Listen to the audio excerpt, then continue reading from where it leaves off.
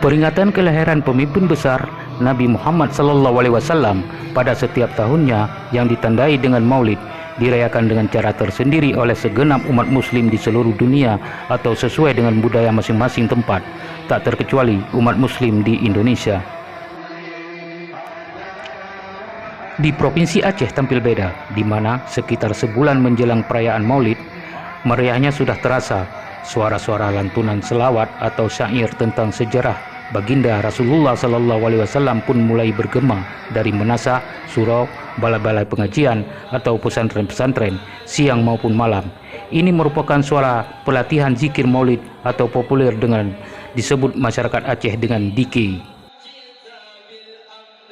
Adapun peserta dike tak hanya memperlihatkan seni gerakan badan dan kepala, namun ada kalanya mereka juga ikut melantunkan salawat beriringan dengan syekh, sehingga paduan suara yang bergema kian terasa meriah.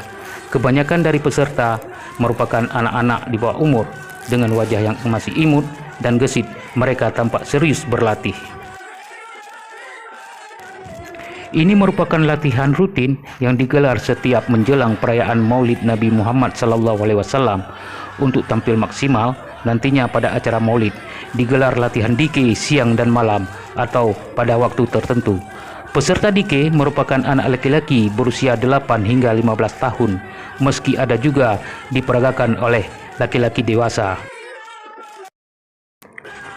Oleh sebab itu, bagi masyarakat Aceh, menggelar kenduri Maulid di menasah atau di rumah masing-masing merupakan keharusan.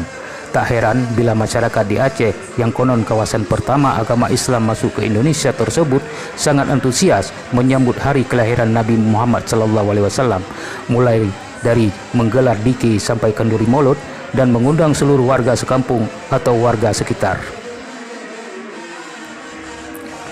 Tak tanggung-tanggung, sekira sehari sebelum hari perayaan Maulid, berbagai macam hewan ternak disembelih untuk kenduri Maulid seperti sapi, kambing, domba, itik atau ayam, dan pastinya tidak lengkap bila tanpa ketan yang dimasak bercampur kelapa parut, manis dan berbalut daun pisang atau yang disebut dengan bahasa Aceh dengan bulukat Maulid.